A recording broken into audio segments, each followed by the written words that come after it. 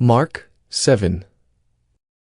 Now when the Pharisees gathered to him with some of the scribes who had come from Jerusalem, they saw that some of his disciples ate with hands that were defiled, that is, unwashed. For the Pharisees and all the Jews do not eat unless they wash their hands, holding to the tradition of the elders. And when they come from the marketplace, they do not eat unless they wash.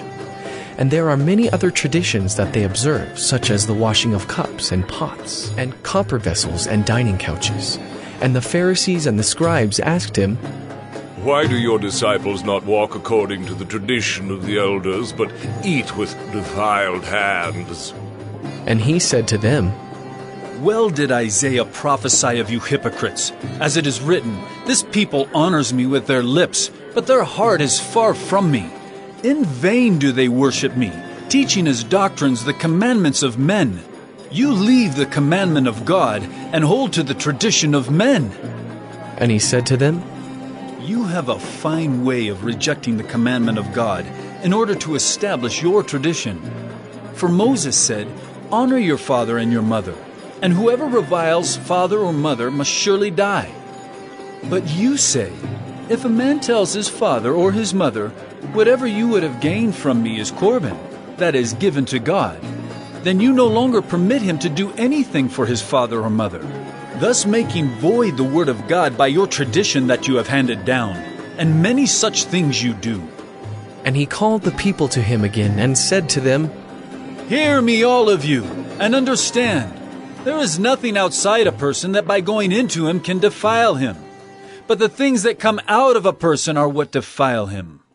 And when he had entered the house and left the people, his disciples asked him about the parable. And he said to them, Then are you also without understanding?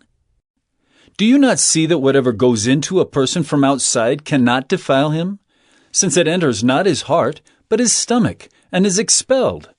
Thus he declared all foods clean. And he said, What comes out of a person is what defiles him. For from within, out of the heart of man, come evil thoughts, sexual immorality, theft, murder, adultery, coveting, wickedness, deceit, sensuality, envy, slander, pride, foolishness. All these evil things come from within, and they defile a person.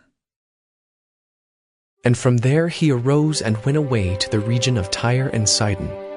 And he entered a house and did not want anyone to know, yet he could not be hidden. But immediately a woman whose little daughter had an unclean spirit heard of him, and came and fell down at his feet.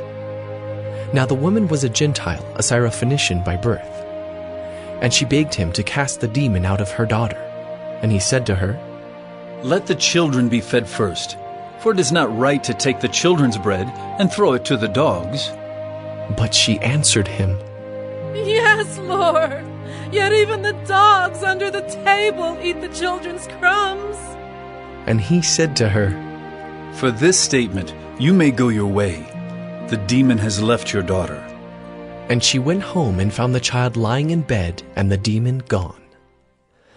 Then he returned from the region of Tyre and went through Sidon to the Sea of Galilee in the region of the Decapolis.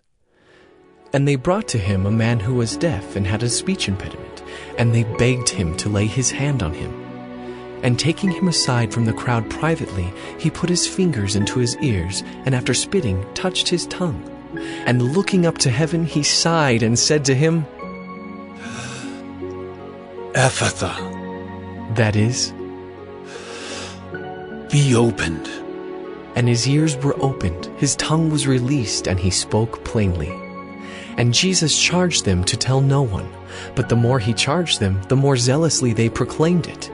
And they were astonished beyond measure, saying, He has done all things well. He even makes the deaf hear and the mute speak.